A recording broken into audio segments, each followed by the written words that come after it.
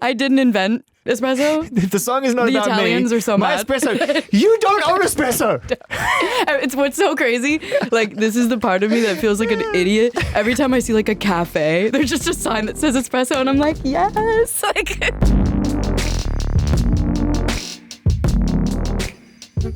There's lots of ways we can start this conversation. Oh, it's Sabrina Carpenter, earth-shattering, chart-destroying mega pop star. It's not where I want to start. It's not where I want to start. oh my God, what's I know. happening? What's happening? Oh no. I want to start because I want to start. Wait, do you do this a lot? Are you gonna serenade me? No, I don't do the Ron Burgundy trick very often. I don't pull the flute from my inner sleeve for just anybody. Are you about to sing at me? I'm not going to sing at you, but I'm gonna talk about where things start. Okay, while Because singing. sometimes, like, there's a lot of ways to start an interview and there's a lot of ways to start a song. Oh no, I'm gonna cry. Because it's so amazing. Did you learn this Dude, right now? I knew it when I heard it. Oh, Because the chords are ingrained in me like they are millions of people because they're so beautiful. yeah. So amazing. And when you heard these chords and they turned into Dumb and Poetic, which Yeah. is heartbreaking and funny and acerbic. Thank you. Super dark at times, and like, you know, Leonard Cohen will never sound the same to me again. I'm sorry to that man. I'm sorry to all fans. I'm But it's sorry. so beautiful, man. Thank you. It's just it just flows. Thank you. That means a lot. Well, I wanted to start there because and rightfully so, people really care about the other songs right now because they're unshakably brilliant and they're Thanks. everywhere. But I wanted to let people know that when they hear the album, they're going to go somewhere else because you've really made an amazing modern pop record, Sabrina. Congratulations. Thank you so much. I fucking love it. The sound effects. You get one really I have early on. none, so I'll just use my It's voice. by design. Okay. Only I get the sound effects. That's fair. How did you know you finished it? The album, Yeah.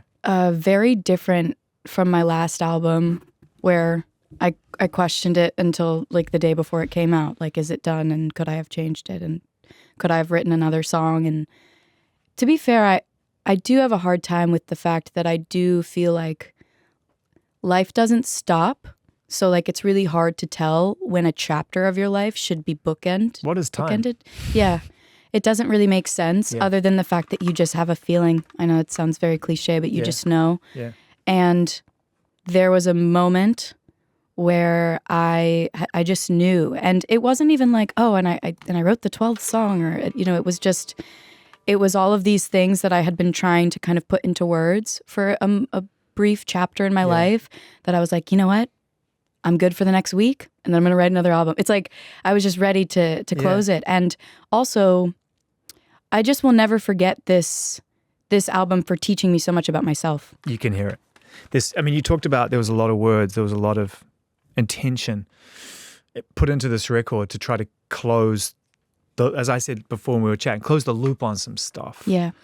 And you can't help but learn about yourself in that process. I think that's the unspoken beauty of being an artist, that we all talk about the trade and what we get as fans and everything else, but not often do we really talk about the growth that you get to go through and the change that you become after making a body of work like this. How have you really changed, Sabrina? Like, where's the change? I've been thinking a lot about this morning, and I kind of have been thinking about it in the sense of, like, it's one thing to be, like, people always say, like, is it scary to be vulnerable in your songs? It's actually not. It's becoming not scary to be vulnerable in my songs. It's becoming scary to allow everything about me to be misunderstood and to not let it change me. To let go. Yeah. To let go, and to not, like, to be stronger than the negative things that people say about you, like to, you know, just not let it chip pieces of yourself away. But you're a 25-year-old human being who grew up in the internet. So then. Right? So unfortunately, you're wired to listen. Totally. And so to cut those wires, to be able to allow yourself the space to process Yeah. that information and give it the value that it's worth, which is $0. $0. So how do you do that? I mean, obviously you haven't figured it out because it's a lifelong journey, but like, how are you practicing that discipline? So this might be why I'm an asshole.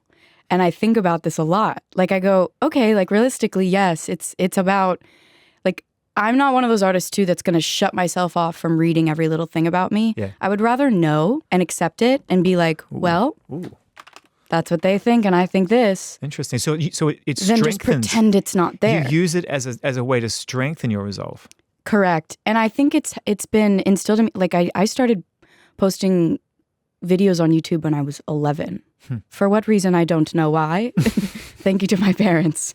Well, also thank you to your parents, but also like, I mean, yes, thank you. But as parents, you also got to like, you hope for the best, right? Because you're like, we're letting her do this because she wants to do it. But we don't know what the internet is. This was like 14 years ago. And thank God they did, because I started reading mean things then and being like, wow. And being like my parents were almost more offended than I was. And I had to be like, but they might be having a bad day. And I was like 12. So I try to go back to that mindset now when I think about the way that people receive things. But all this to say, I've been really enjoying my last few moments with this album as my own. And then it being in the world. I hate to break it to you, it's mine now too. It is yours too. But you had very nice things to say about it. So I'm actually fine with this. And you got a great deluxe album title as well for your team.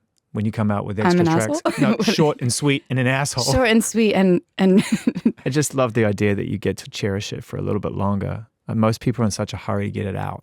And I think you obviously have such a good relationship within yourself. You know yourself enough to appreciate the work you put in and the music you have, just to enjoy it. You still listening to it? Literally on the way here, I was like, gotta stream it.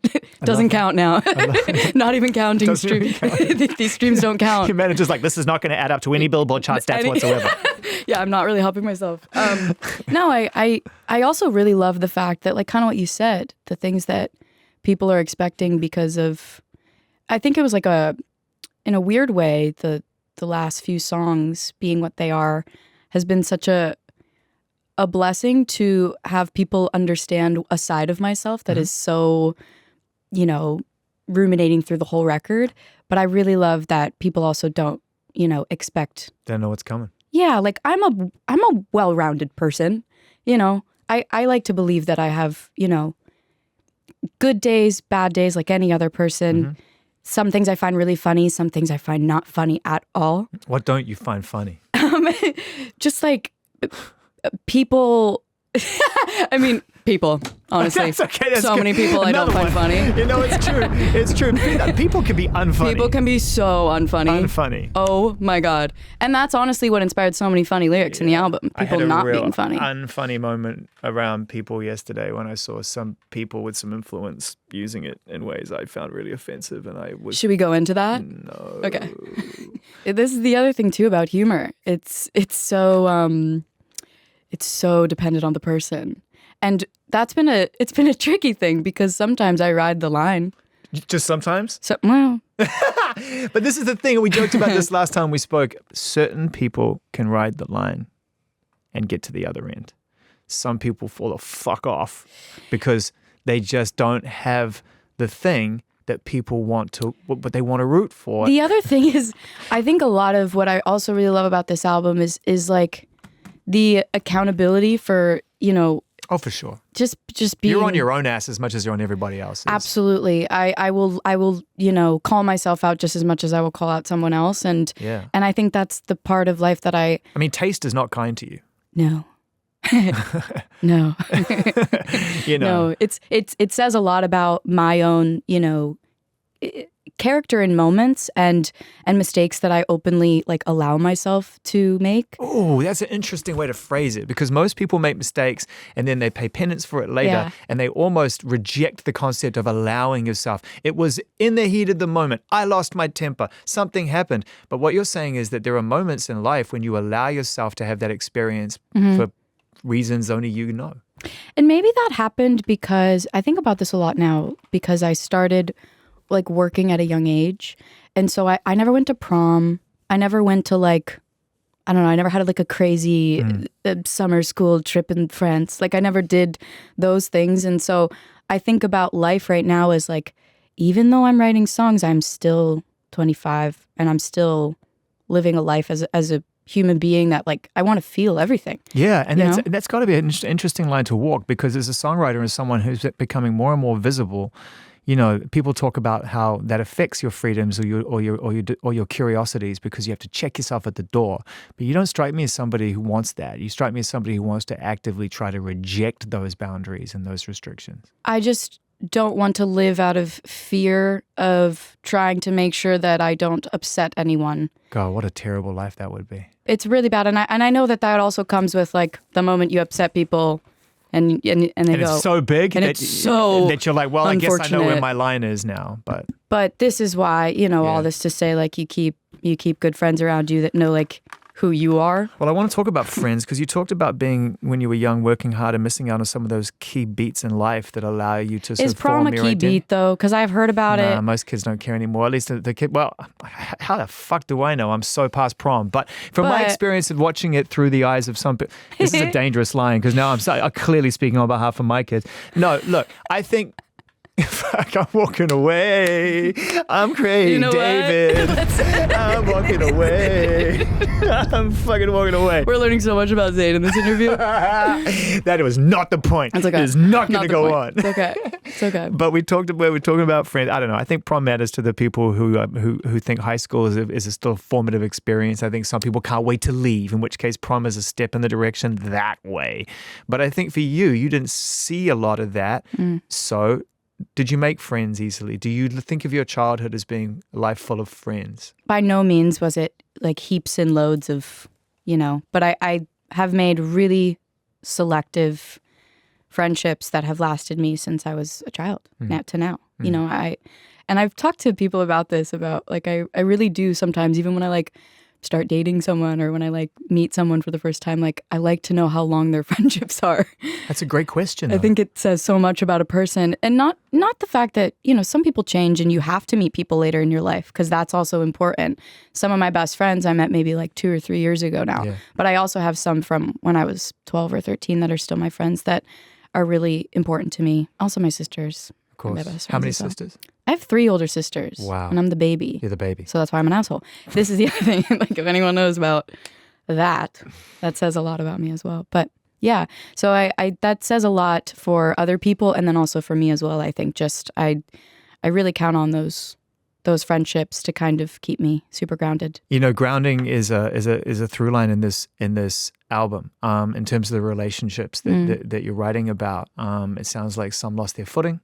And it sounds like some have established, a grounding place for you. And so I do feel a thread running through this album of not just self-discovery, but also getting through the heartache and heartbreak that can often, it can really break you for a long time. And I get the feeling, even with the humor and with a healthy dose of judgment in some of these songs, that you were hurting real bad. Thank you. Yes. I called it short and sweet for multiple reasons. Like, it was not because I'm vertically challenged. It was really like, I thought about some of these relationships and how some of them were the shortest I've ever had, and they affected me the most. I think about the way that I respond to situations, and sometimes it is very nice, and sometimes it's not very nice. And again, the thing about albums, projects, writing songs, it's all moments. So harder for other people to understand that when they're listening to something that's going to take them through maybe a lot of years, hopefully a lot of years, is that, I'm not the same person that I was when I wrote that. Yeah, we love to timestamp you at this moment when we hear this record. Like, who's breaking your heart right now? And it's like, wait a minute. If it's a good one, you'll never let it go to some degree, I think. Yeah, and that's, I yearn for that. And I've always yearned for that. I've always yearned to care enough about a person or a situation or a relationship in my life that it provokes that much feeling in me. Because I think that's why we're here. I agree. But, in fairness to the human connection, it's because I can relate. It's a lot to ask of people too. Yeah. When you find yourself in a situation where you're yearning for something to be meaningful enough for it to affect you. Yeah. Physiologically, spiritually, holistically. Correct. You want your heart to grow a little bit more. Yeah. It's you got to pace it, man, and it's tough, right? And you get what you ask for, and then you come out on the other end either bruised and scorned, or like a little funnier and a little Right. smarter. Right. You know, maybe both. Humor. Yeah. I love the way that you work with humor and Thank that you you. embrace humor in your music. Thanks. And I think that some people do it because it's funny, but I think you do it because if you don't laugh, you'll cry. Is that the place of, is that It's it? the perfect way to describe it. And also, like, when you're when you're at this point in your life where you're like almost at your wit's end, everything is funny. Everything can be funny because it's all stupid. And it just feels like. And by the way, at the end of the day, what are we going to remember? Yeah. Really, like, what's going to be in our memories? I'm really thinking about that, not because I'm old as fuck. No. You're not. I mean, when I pulled the guitar for When a you pulled the second, guitar, it you were was like, oh, this is definitely an aging experience. It was humbling for you. I thought I played it really delicately. It was so beautiful though, and I will never forget it. All right, moving on swiftly. But I was gonna say something about what you were just talking about. What were you just talking about? Oh, How this. fucking funny you are and are being right now, by the way. No, you know what's interesting is whenever I'm with my friends, Yeah. we always talk about the moments that we were all laughing so hard. Remember that one time? Oh my God, and the funniest thing happened. Why is humor like Yeah. the thing that sticks with us? It's like Yeah. those are the memories that we really do hold on to for such a long time, longer than the moments where we were like fighting at each other. Whenever I've had fights with people, we always forget what we were fighting about. But Yeah. whenever we had an inside joke, it lasts forever. So I know that sounds like very simple when you break it down, but I think so much of this album was made in the moments because it was something that I just couldn't stop laughing about. And I was like, well, that might as well just be a whole song. All right, you well, know? let's do an experiment. Can you remember, without going into detail, because that's between you and whoever it was with, what the context of the last fight you had was about? I think it was something stupid about my dog. Right? Yeah, because we got a new dog, and this is like, it's so stupid when you like break down, like, Right. he like shit in my room. But you got the dog, right? No, it's my mom's dog, and he Right. shit in my room. So you had a fight because mum's dog shit in your room. Mom's dog shit in my room, and no one cleaned it up. See, this is what we fight about. This is what we fight about. But then when you think about the fight, I'm like, insane. the dog shit in my room. No one cleaned it up. Well, I mean, yeah, my sister ended up cleaning it up. So shout out to Sarah. Thank you for doing that. Because I can't. I'll throw up if I can't clean up shit. You can't clean up shit? Oh my God, I can't clean up shit. I actually Do you can't. have a dog? I do. Well, Who cleans up your dog no, shit? sorry. Okay, I have 2 dogs. They live with my parents because Right. I'm traveling a lot. Yeah. And I love my dogs. But then they come to visit. Yeah. So I'm like the cool aunt. They come to my house. Do you know who writes songs about cool aunts? People who didn't have a fucking People mom. that didn't have a mom. That's a good point. This was so fun. Thank you, Apple Music, for having me today. I'm not trying to dog bully you. I'm just interested to know. No, I think that's funny though. That's a really good question because it truly is like, you know, you think about the things that you last fought about and you're like, it's funny. It's kind of funny. And look, funny. there are significant fights that will happen in life that are worth fighting for. And there are times in your life that you will feel like something shifted seismically underground because this was a real moment where it had to be resolved, and the only way through it was to push and pull. Not physically, but like in terms of fighting. That's also why there's a song on the album called Sharpest Tool. And that is a big one. It starts in a funny way because like I think about that song, and then that song, weirdly, even though there's more emotional songs on the album, that one makes me the most emotional. The song almost ended up being actually completely different than what it was because we were way more zoomed in on that line as opposed to it just being something that you say and then you go, oh, well, you know? We almost kind of really went into it. And then instead it was like, actually, it is just a fleeting thought. No, leave it open. And also because that's the way life is. You go, oh, actually, we never really like solved that problem, or we never really had that conversation, and I'm probably going to see this person and we're just going to have to like, it's not going to be the right time or place because there'll be people. And what's beautiful about leaving it open like that and just accepting that maybe you never will is that you get to sing it that way. Yeah. And the way you sing that chorus, and people will hear this song, and by the way, there is many different performance environments that you are putting us in on this record. Like, tell me them. Well, Slim Pickens is just like, I'm in the bar, man, and I'm listening to you, and you're an undiscovered singer-songwriter. But what are you drinking? I'm drinking, well, if I'm in a bar, I'm probably drinking a whiskey or something with some Diet Coke in it. Whiskey feels right for that song. Yeah, and I'm listening to you sing, and it's like, who is this singer?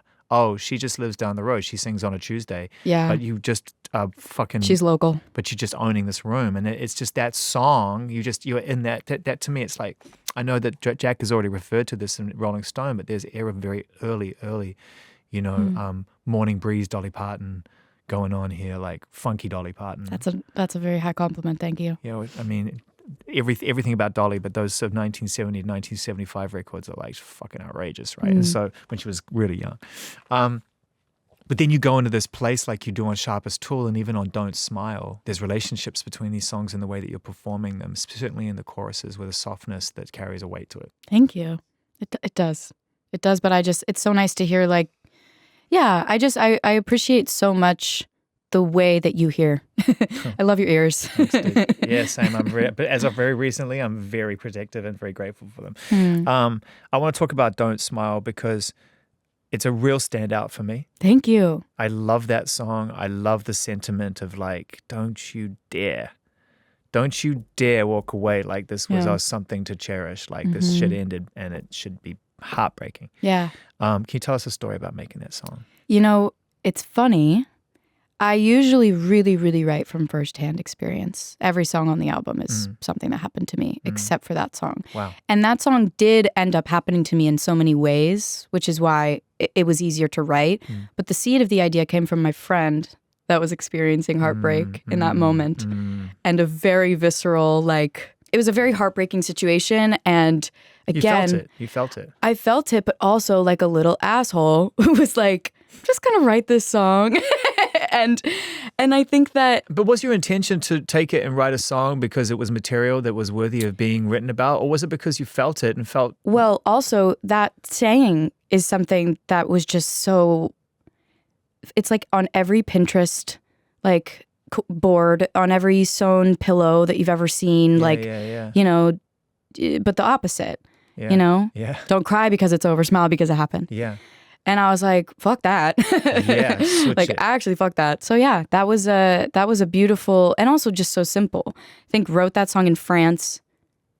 I say in like 30 minutes it was done. It sounds like France was a really lucrative time for you creatively. It was the birth. I wrote half the record there, and half the record in at Electric Lady. Can you tell us? Can you just describe your life in France while you were there and what it was like to write these songs? Because I love it. I love a free creative environment. And it's interesting because I'd wanted to write in France my whole life, and everyone knows this. I kept asking. I was like, I just want to do a writing trip there. I just think it would be creatively inspiring. I was right, turns out, and that was awesome. But went to this little town. Literally, there was less than 1,000 people in this town. It was called Cheyenne, and I think I've been there before. Why? Driving through. There is just about nothing there. Yeah. And at first, I was a little nervous that I would go crazy, and then I did go crazy. And then How long were you there for? I was there for like 11 days, which doesn't seem that long, but when you are writing every day, they start to blend. The days start to kind of like become one. Because and you're off tour too, right? I was in between tour. Which is So even crazier. Yeah. Like my mind was in a place where it was like, there is just no concerns right now. I just need to write as I'm feeling, because I had just finished, like literally the night before, I played a show in Paris, and then right after I was done, I went to Japan, and it was like high, low, high energy environments that were just, it took me a couple days to sink back into writing. And then when I did, it ended up being all this stuff that was so honest, so emotional, so important to me because I was going actually crazy. Is that where you said goodbye to a lot of the old stuff? Weirdly enough, said hello to a lot of things, I think. That's where I opened up what ended up being the album. That's where Espresso came from? That's where Espresso came from. Yeah. Stupid little song. But what a beautiful, stupid little song it is. My God. And by the way, some of my favorite songs are the stupidest, most beautiful little songs. It's so good. Thank you. I mean, just that moment where you just know that you've created something that's phonetically unique is just so... Phonetically unique is exactly what that song is. Do you know what I mean? It's just, it's like, okay, so let's get to the feeling, because we know how it's all made us feel. Mm-hmm. When you stumbled, I'm sure, because you don't intentionally probably go that me espresso. When you stumble across it, it sounds right, but you're like, it reads wrong, but it sounds right. It's funny, and I think I give credit to, like Julian Bonetta, who produced the song. like, that's the way we talk. I don't know how to describe it, but like when we're in the room with each other and we made nonsense, so a lot of this is adding up. Yeah. You know, because at that point it was sort of like there really is no rules to like the things you say, and you're not writing a song with, well, everyone's gonna have to understand this in mind. You're just like, what sounds awesome, what feels awesome, and what gets the story across, whatever story that is. The story is just like, you know, you are that. Like this is the confidence is what you embody. Yeah.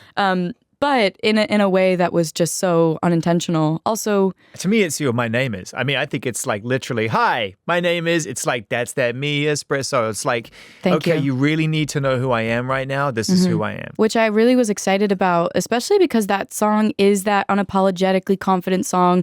But I think for years maybe people didn't accept that narrative as much as they are right now. Of like confidence felt cheesy or confidence felt put on. I think that's partly because of where you came from. You had to be confident even as a kid when you didn't have it. I mean, no kid at your age on those TV shows is as confident as what people are seeing on TV. Nope. Right? Nope. It's like your job is to be that confident.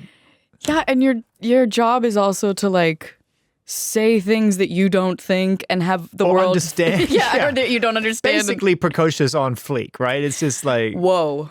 I mean, it's kind Coin of that. But it's kind of what it is, right? It's like, hey, your job is to go and present a precocious version of a kid who's more mature than is actually humanly possible. I've interviewed a lot of people who are no longer kids who've come out of that place, and you know, you can see some of them. It took a long time for them to figure out who they were. You obviously had to go through that too. How did you navigate that time? What was your transition process to get out of being on that road to being Sabrina here, the human being who, above all the amazing music and the lulls and this, I'm having such a good time. It's the fastest 30 minutes I've had in a long time.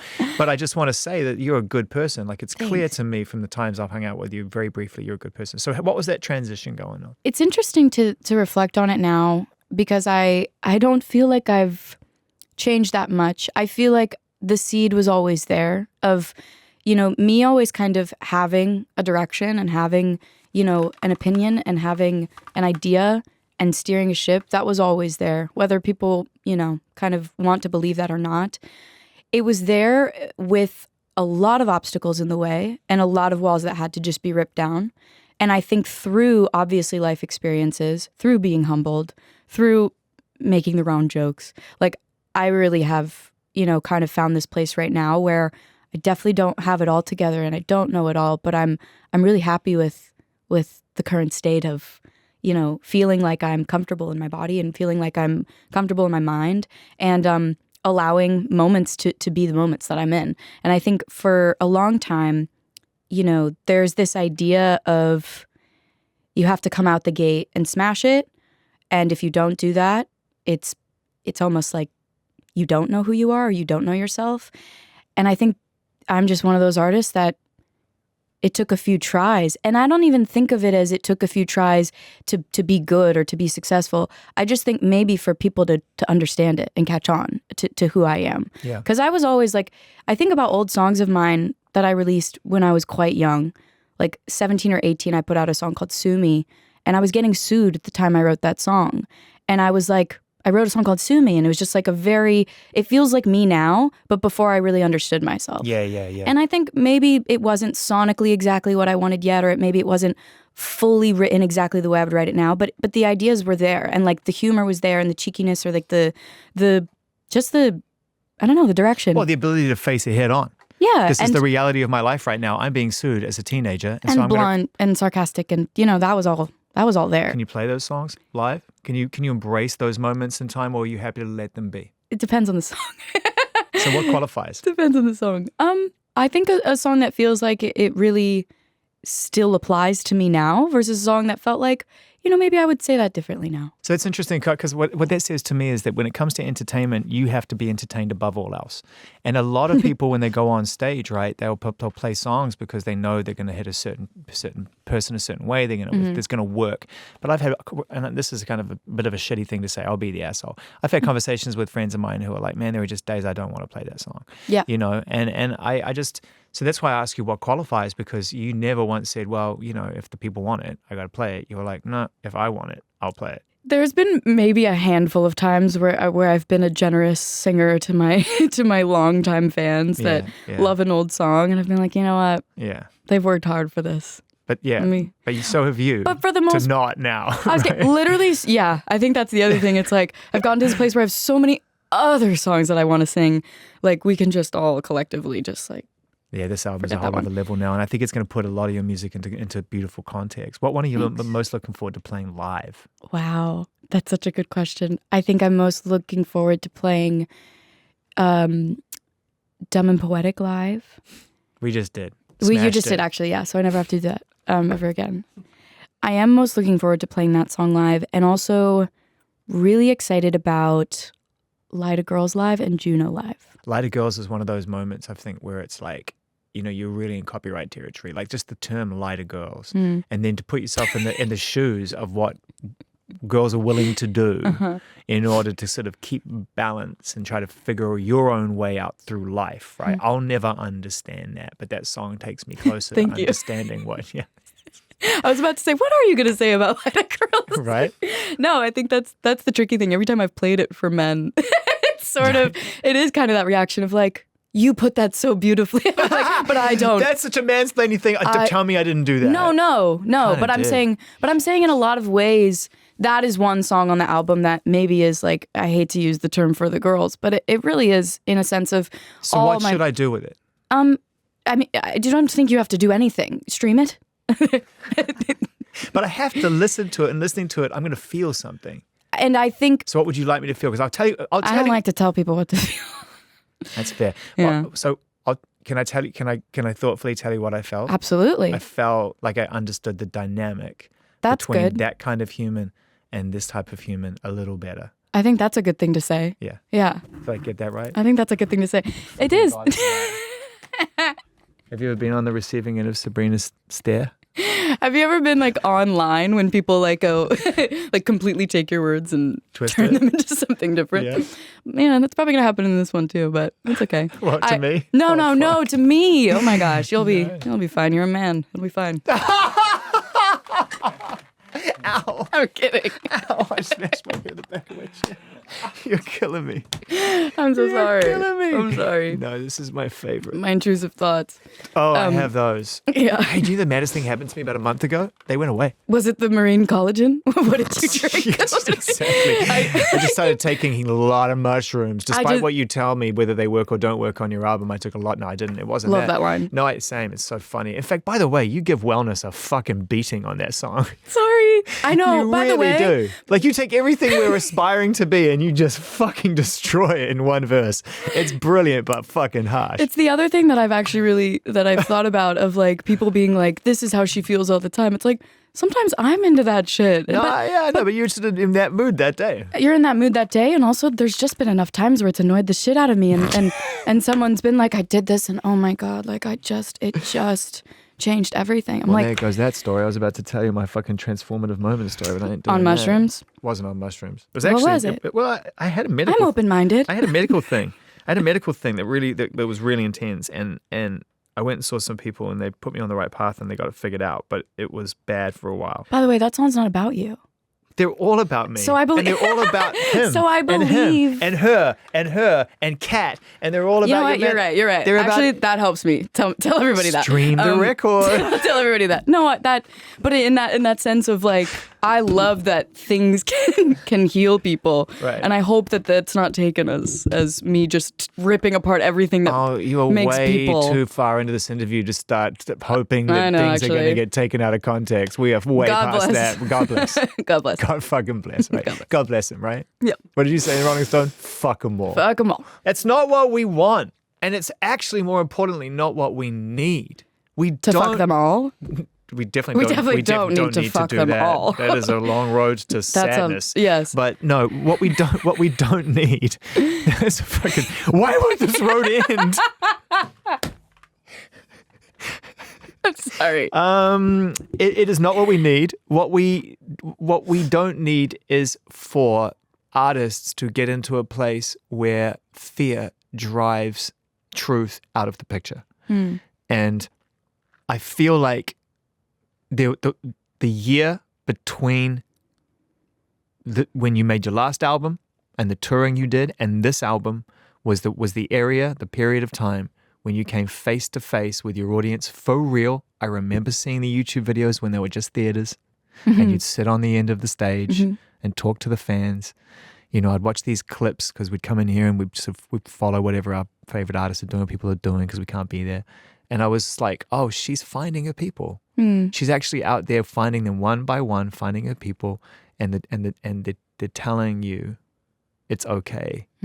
We really appreciate you, and you don't have to be scared. That's what it felt like to watch. There's probably more than just this group, but there's a really beautiful group of young girls that have been fans of mine since I was 14 that just have genuinely stuck with me through everything, like from the very, very, very beginning. And they're still at my shows today. They still come to every, I just did the Grammy Museum. They came. Like, I just think that that's such a special feeling when, it takes them through life and breakups and love and family and college, and because they're growing up too. Yeah, so it makes me feel like, oh, we're literally just doing this together, and that's a really, really beautiful thing that I'm super grateful for, and which is also the reason why touring everyone has their own like feelings about it, but for me, I think it's created the space for people to understand that there's like a human behind songs, there's a human behind music, or there's a human behind big hair and like and crazy outfits, like it is. And I'm just having fun, and they're really, really supportive of that. It's also the undeniable factor that no matter how much technology makes things more efficient and more effective, or social media promises connection and under-delivers, that the work is the thing that connects us, the effort, the going to these towns, the showing up, the kid with the ticket in the back pocket who just still can't believe you're about to walk on that stage, even though the lights just went down. Yeah. That excitement stays with you. It's no matter whether you're in the arts or you want to go on and do anything else in your life, it's still an energy that is a fundamental human motivating. It's positive motivation. Yeah. And I just think you were born to do it, but you worked to get it. Thanks. Right? Sure did. Fucking put the work in, man. You know what I mean? So Still working. Still working. Well, let's talk about balance then. Because there's a saying that I try to remember, right, in a song that I worked on years ago, it never came out, which is, you can take everything you want, but will it ever be enough? And so what it says to me is that it just says to me how will limitations present themselves, and will you be open to them? Because when we're in the height of what we're trying to achieve, limitations is a negative thing. Yeah. But actually understanding what you are willing and not willing to do for the benefit of your life is also really important, to start kind of just practicing that. Are you aware of that, or are you just like, I'm just not there right now, I'm 25, I want to get it? I think I'm more aware than I know I am, if that makes sense. I think there's so many, like we were talking about gut instincts and just trusting your gut. And I think that's happened to me a lot in the last few months. It's interesting because I've been working since I was very young. So there's this either perspective of like, you must be like not sure how to handle this right now, or you must be so fine and none of this is that crazy and you're doing great. Right. And it's a very up and down. Every day is a bit different. Some days I'm like, thankfully I'm equipped and I feel like I have the tools, and other days I'm like, what are tools? I don't even know I don't know what's going on. Yeah. So I think I really do trust my gut in a lot of those ways. But yeah, I say no to things that feel wrong in my stomach, like as simple as that. And I say no if I'm genuinely just too tired. I have to. There's days where I know I can push myself, and days where I know like I'm making something so exciting. If I don't sleep, then I didn't sleep and I was 25 and okay. Like it's fine. Yeah. But if you've got it in the tank. But if it's bleeding into this is a dangerous path for everything else and it's a domino effect, then I got a nap. Well, you're doing a good job of balance to me, because, and I say this with the greatest of gratitude that you're here. I don't see you everywhere. Thanks. And I don't see you doing an enormous amount. I'm always very happy when that's the case, and yet you still come in here. Very grateful for that. Oh, I told you, I've always wanted to have this conversation with you. Is it going good? It's going, well, I'll have to look back and watch it. No, I'm just kidding. This is so, it's because of the fact that it feels so safe. Honestly, the fact that I said probably 3 or 4 things that people are going to be upset about. Oh no. Is a good thing. That's a good thing. It's a good thing to feel like you can just speak, even if it doesn't mean it's always correct. You know what? At the end of the day, mate, we're all just trying to figure it out. And rock on, man. You know what I'm saying? Like, we're all just trying to figure it the fuck out. Rock on. And we've just got to be a little more kind to each other in the process, because I think we've decided that the part of figuring it out is to tell other people you have not got it figured out. You know, it gives me a nice little endorphin rush. I feel like I'm actually succeeding somewhere you're not, and I feel like my life is actually a little bit better than yours. Totally fine. I felt that way. I can still feel that way. It's an energy I try to clap. Within 2 seconds, I was like, bang, get the fuck out. But like you're killing a fly. Like, poof, gone, right? But it's not that easy. And I just think we got to be kinder to each other, man. I know it's an obvious thing to say, but damn, it's beautiful living. Yeah. I mean, my mom, I want to give her a shout out because I love her, 1. And 2, when a couple weeks ago, it was a lot for me and I wasn't doing too great. And I was like, you need to go outside and I want you to put your feet on the grass and the dirt. As stupid. No. Yeah. She was like, your feet need to touch ground. Mom. Your feet need to touch ground. They've been touching the inside of your house or the plane or hotels. They need to touch the actual earth. And she was like, and read. She was like, read a book, read a couple chapters. Get out of your own life. She was like, literally just like be a person. And I was like, stupid. I don't want to do this. And I'm like going outside, like taking my shoes off, like so mad. Like, okay, my feet are in the dirt. Just clean up the dog shit, okay? Yeah. But it was so sweet, and I really did. It helped me. And I'm getting emotional because I know, me too. It's so stupid. It's not stupid at all. It's amazing. It's because, you know, like when you have those moments when the people who know you best give the most simple advice, that's so far removed from what we face most of the time, which is the people who know us least trying to complicate the fuck out of it. Yeah, and tell you like it's okay, you're doing great. When you're like, that's lovely, but I want to kill. Like I can't do this right now. So that was advice that I will remember when things are a bit too much. Grass is crazy. Also, I'm allergic to grass. Found that out after, but it's fine. I was allergic to grass as a kid as well. You can grow out of that. I can grow out. I think the more grass I touch, the less allergic I'll be. Oh, that's a very interesting combination of things, isn't it? It's like I'm allergic to coffee, so I have to drink as much as possible. I don't know if is that a thing? That's made it up. Are people allergic to coffee? Oh, well, no, I stopped drinking 4 weeks ago. I'm telling you, transformative shit. You stopped drinking coffee 4 weeks ago? Not that you espresso. That's not that Zane espresso. But I was me espresso for a long, long time. And that's why. I had a lot of me espresso. Okay. So I'm okay with that. Those days are over. They're over, yeah. But real easy too. Oh. No, not... My coffee is not about you. Feels like a personal attack. My coffee is not about you. I didn't invent espresso. The song is not about me. The Italians are so My mad. espresso. You don't own espresso. It's what's so crazy. Like, this is the part of me that feels like an idiot. Every time I see like a cafe, there's just a sign that says espresso, and I'm like, yes. Like, nothing to do with me. You're a monster. I know, I'm a monster. You're literally walking around every single cafe now, just like, that's that me espresso. No, I don't do that.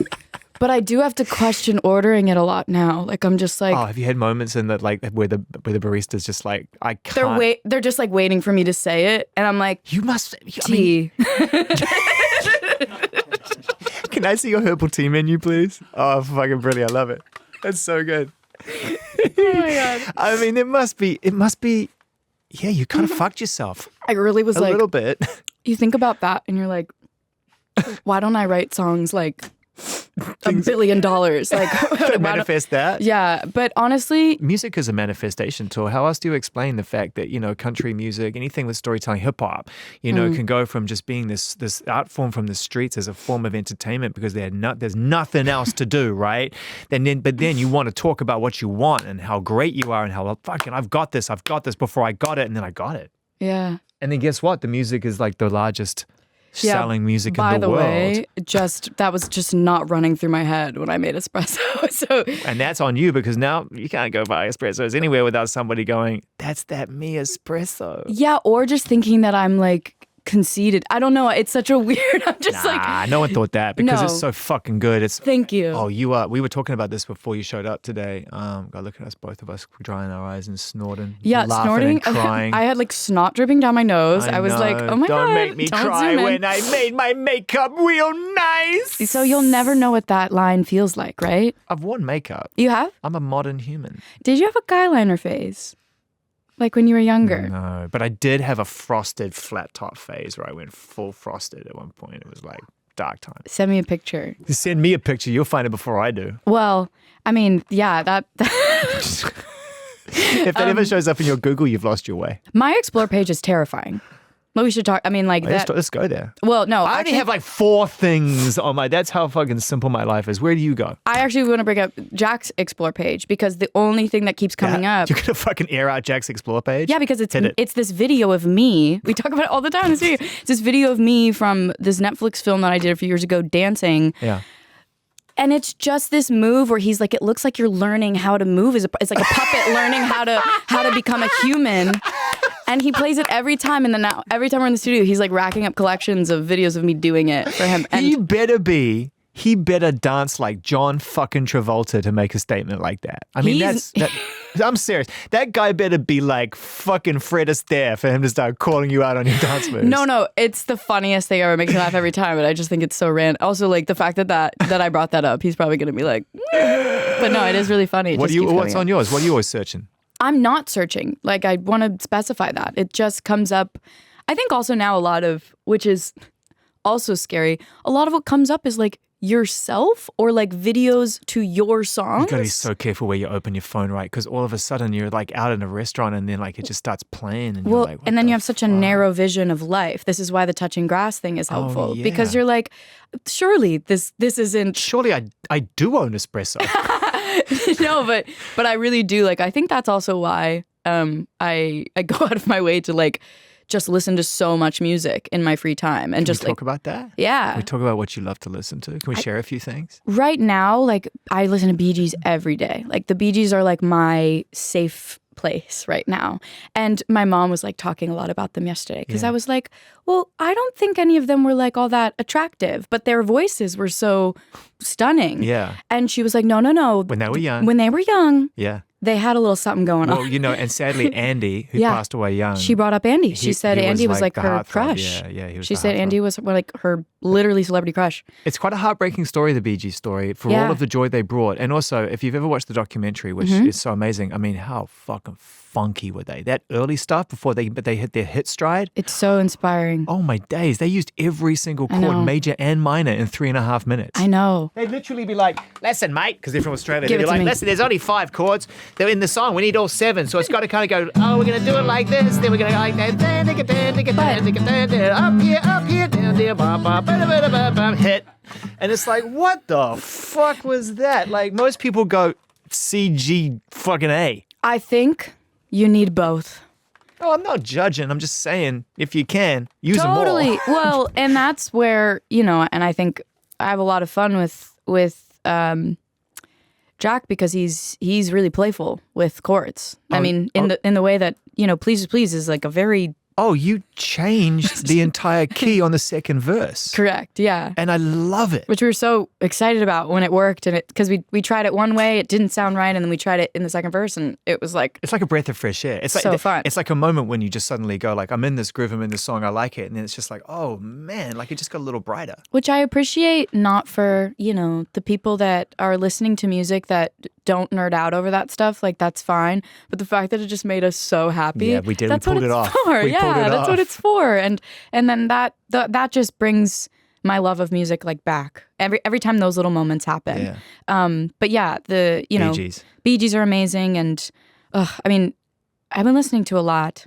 What's and not to turn it back on you, but I really do love your taste. So I want to know like what's your favorite record right now. I'm making playlists right now based on like real mood and I'm transition obsessed. So so like I'll make a playlist that starts with a certain song and then I'm like, so I'll just brain dump 15, 30, 50, 60 songs. I made a 6-hour one the other day. Okay. And then I go through and I'm like, I spend 2 days, like probably in total like 12 hours. Moving them around. Yeah. So that everything is just like immersive and feels great. And so I'm in actually a very sad, but a beautifully sad place. I'm listening to an enormous amount of like Tom York and Ryx and Justin Vernon and like sad PJ Harvey and just very emotive music, like Winged Victory of the Sullen, very soft ambient string stuff. And just... Billy Martin Birds, man. Have you ever heard that song? I haven't. I need to. Are you going to play it? I mean, I'm going to play a little bit of it so you understand exactly what I'm talking about. Okay. But, I'm in a place where I'm really enjoying emotion. And I can't always say that I did. She's underwater again. Where I want to be. Somebody's daughter, a friend. In the night, in the dark, in the cold, as she walks far away. Nobody's watching. Yeah, I'm crying. Same. So, Yeah. that is where I want to be. Okay, so should we end the interview then? But isn't it good to feel that way? So good. Yeah, Sorry, now I'm digesting. No, but I don't. The thing I don't even want to. I mean, I really appreciate being able to just sit there and to let someone do that for me. Oh, I love that. But in general, like, I think that's what I've maybe always felt a little bit like maybe people don't understand my love of music. I know that sounds kind of weird to say, but like I grew up where, oh my God, why am I crying? Now it's the song like crying and then I'm thinking about my childhood. But I grew up with, like I lived in the middle of the woods. I was homeschooled. There was just a lot of time to think with and be alone with my thoughts. And my parents thankfully like really introduced such a range of music to me at such a young age that I think as much as people, see the timing of, oh, she was like actress turned singer. It's like, no, I had such a hunger to create that the first thing I could do was a TV show. At that point, the me releasing music at 10 was not going to be digested, I think, as well as I would have wanted it to. But like the music was always my life, and still is. And I get so excited about things that move me, things that excite me, being able to capture feelings and into words and into melodies. I think melodies say just as much as words do. So I really am so grateful for what it's done for me. Not to be such a nerd, but no one is going to question that again. Thank you. I think maybe one guy, but yeah. Fuck him. Fuck them all. Fuck them all. But the moisturizer is stinging my eyes. Oh, it's good that you moisturize, though. Some men don't. Yeah, no, I over moisturize.